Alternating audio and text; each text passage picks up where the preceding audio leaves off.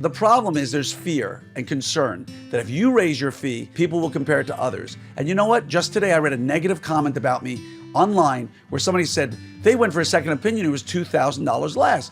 Good. If money's the most important thing in your treatment, go. And if you say you're getting the same treatment, how do you know? My point in all of this is charge what you want for consults or not, but charge appropriately for your ortho outcomes.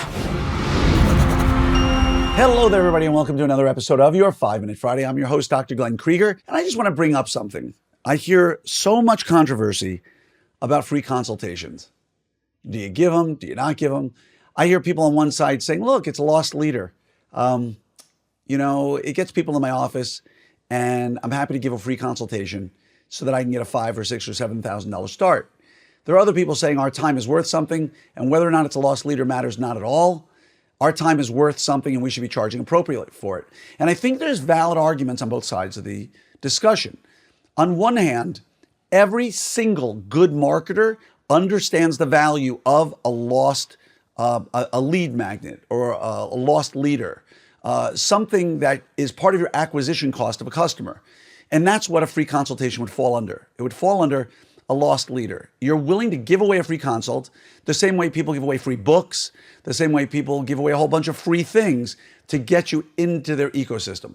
And this is no different. And I guarantee you that if you brought this to any number of amazing marketers like Jay Abraham or Dan Kennedy or Todd Brown or Russell Brunson, they would all tell you for sure, give a free consultation or do a really inexpensive, $19 consultation, which I would rather give free than $19, to be quite honest.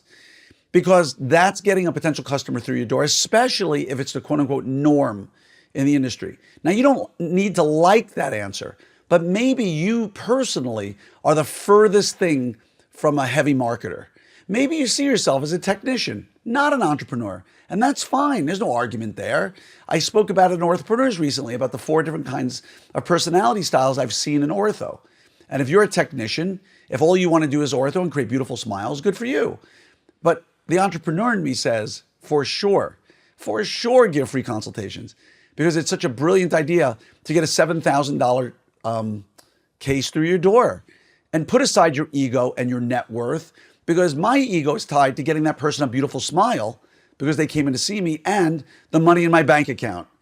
But on the other side of it, right, talking about the technician who says, look, or the educational individual, the academic, who says, I went to school for grade 23. I deserve to be compensated for my time, and I'll be damned if I give that time away. I should be charging for a consult.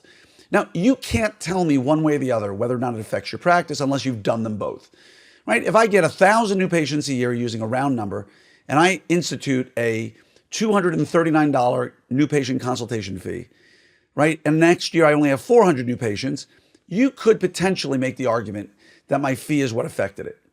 But again, you have to choose the one that's right for you. Now, I personally am more upset about why the price of ortho has not gone up considerably in the last decade since I entered the profession.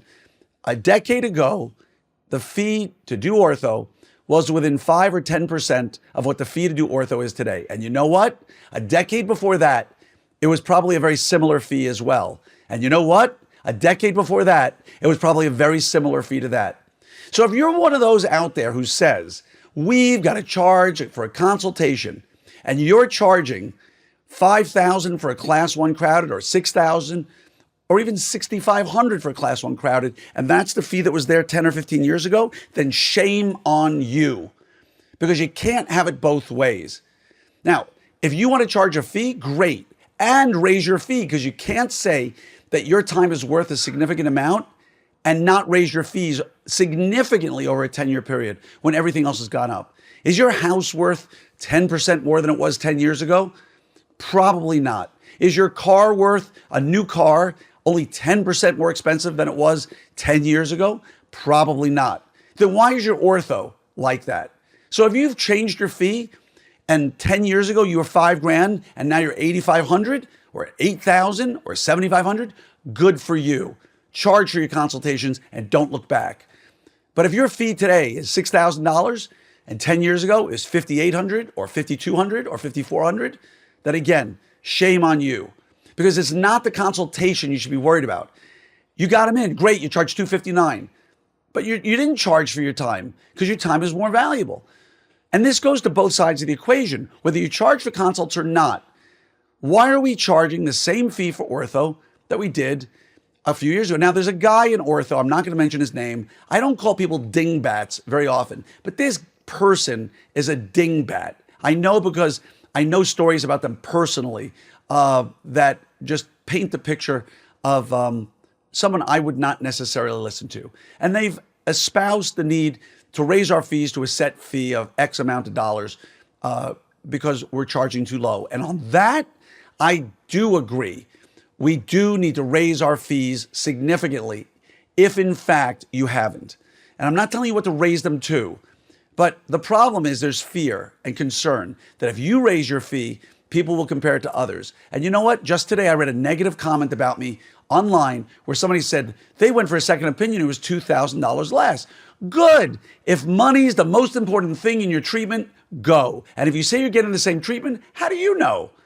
My point in all of this is charge what you want for consults or not, but charge appropriately for your ortho outcomes.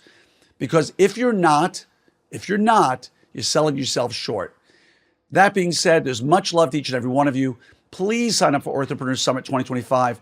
We have one track called the $5 Million Practice to show you how to use the tools and tips that people are using to get their practices grown to help you get there. There's another one called the 45% Overhead Practice that'll help you get your overhead down. So if this is not a meeting that pays for itself 100-fold in the next year, there is no meeting out there. Go to opsummit2025.com and I will see you there.